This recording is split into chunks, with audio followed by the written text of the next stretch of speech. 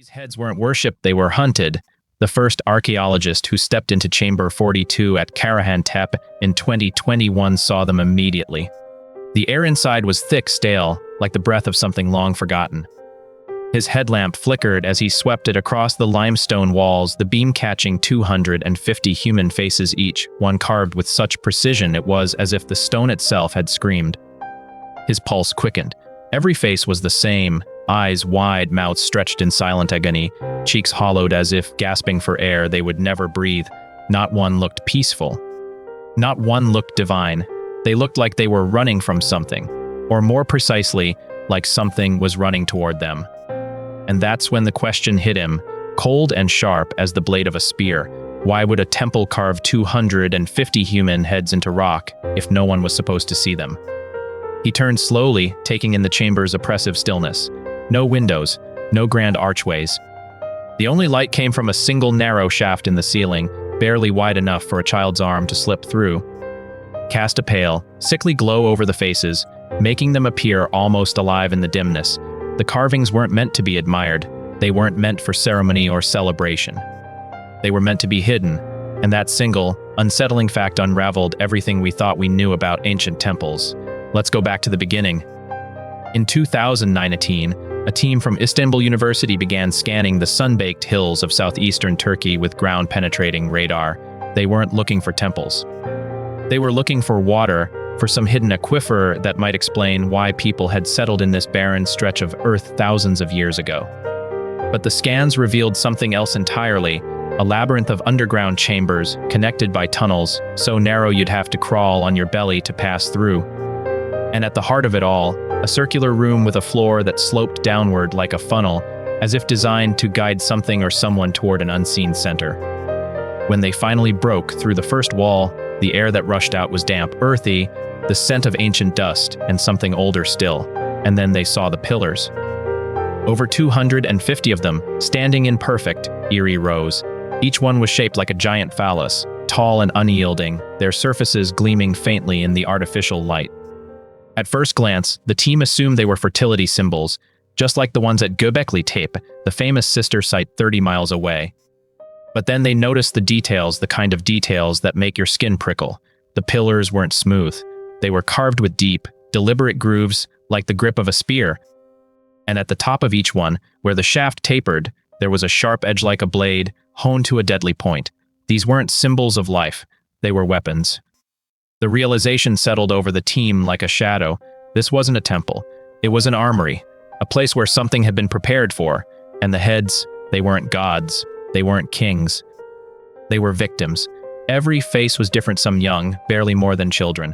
Others old, lined with years of hardship, their mouths set in grimaces that spoke of lives cut short.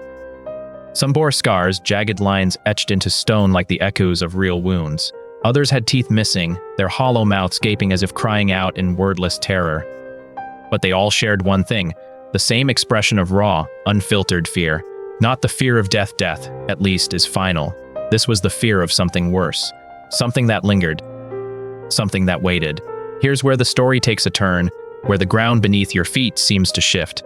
The team mapped the temple's layout, and what they found wasn't a place of worship. It was a trap. The tunnels twisted and turned in a deliberate spiral, forcing anyone inside to move in a slow, inescapable circle. Some dead-ended abruptly, dropping into pits lined with jagged stones, their edges still sharp after millennia. Others led to chambers with no exit, their walls closing in like the jaws of some great beast. And in the center, that sloping floor funneled downward into a single narrow passage just wide enough for one person at a time. A choke point, a killing ground. Then they found the bones. Animal bones, mostly deer, boar, wolves, all crushed in the same brutal way. Skulls split open, ribs snapped like dry twigs, spines bent backward at impossible angles. But mixed in with them were human bones, not buried, not arranged with care, just scattered, as if dropped in a hurry, as if whoever had left them had been running, desperate, with no time to mourn. And every single one showed the same damage, the same violence, the same purpose. Something had been hunting here, and whatever it wasn't human. Now, you might be thinking, this is just a theory, a story spun from shadows and stone, but the evidence keeps stacking up, each discovery more unsettling than the last. In In Chamber 17, they found a carving of a creature no one can identify.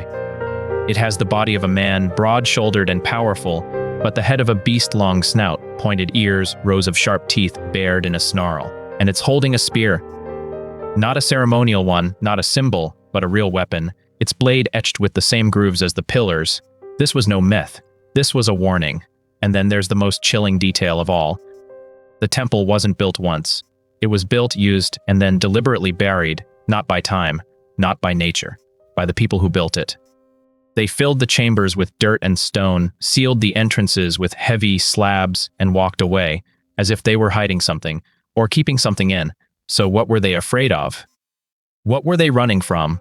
And why carve 250 screaming faces into the walls, faces no one was ever meant to see?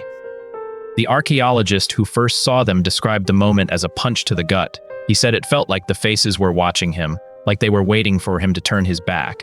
Here's the thing. Karahan Tepe isn't just a temple. It's a warning, a message carved in stone by a civilization that saw itself as prey. And if you look closely at the carvings, you'll notice something else. The faces aren't just screaming, they're looking over their shoulders, like whatever was chasing them was still coming. The team is still digging.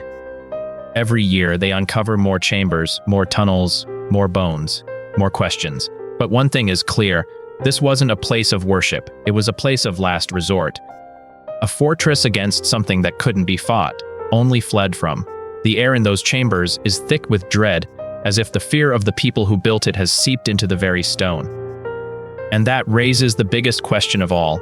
If this temple was built to keep something out, did it work? The photos don't match the textbooks.